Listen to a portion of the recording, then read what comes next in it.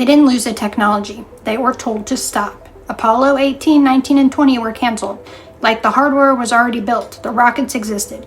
You don't build Saturn V rockets and then not use them because of budget cuts. That's not what happened. You cancel because someone changed the calculation, because the mission shifted, because where you were going became something you weren't supposed to do or supposed to talk about anymore.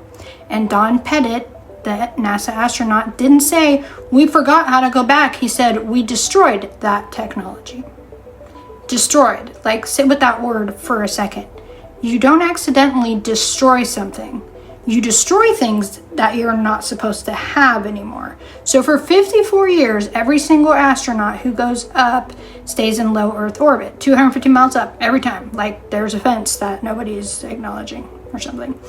So no civilization lands on the moon 6 times in 3 years and then just poof, doesn't go back for half a century. That's not how capability works. You either can or you can't. They could, they stopped. These are two very different things. And then the two other things start happening at the same time. So UAP disclosure accelerates, the Nimitz footage, congressional hearings, Crush testifying under oath, the whole apparatus basically starts cracking open in real time. And suddenly, after 54 years, we're going back to the moon, just like that. Not because the technology reappeared, not because the budget finally worked out. Something changed the permission structure. And here's what doesn't add up about this mission to me, specifically. You don't need to go 250,000 miles from Earth to test life support systems. You can actually do that in low Earth orbit for like a fraction of the cost. Artemis 1 already did the heat shield or test or whatever unmanned. But you do need human eyes at 4,067 miles if you need trained observers looking at something on the far side that you can't just aim a public telescope at from Earth. And what did they report back? Greenish hues, and this is NASA's own language, from nowhere else on this side of the moon. Surface features that scientists have said no single confirmed explanation. Shapes and colors that don't match any existing lunar mineralogy. And the footage is being held suddenly for a Disney documentary? Like, that's not how science works, guys. Science releases raw data. You hold footage for professional narration when you need to control how people receive that information, okay? That's not documentation. That's not how things are done. This set down was scheduled for April 1st, and everyone said, oh, it's a PR mistake. It's not a PR mistake.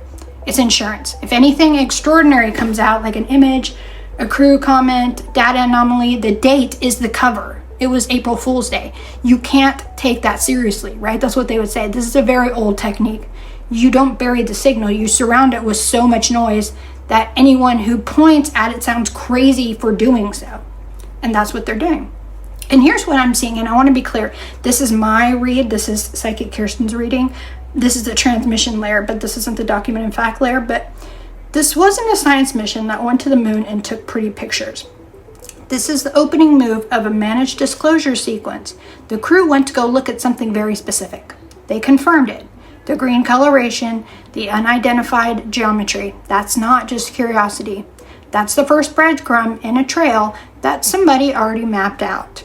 The UAP hearings softened the ground for what's coming.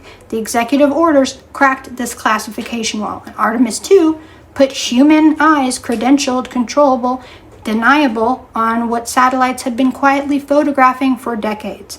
And when those 10,000 or so photos get a full spectroscopic analysis, I will bet that that green wavelength will land on a very specific mathematical frequency.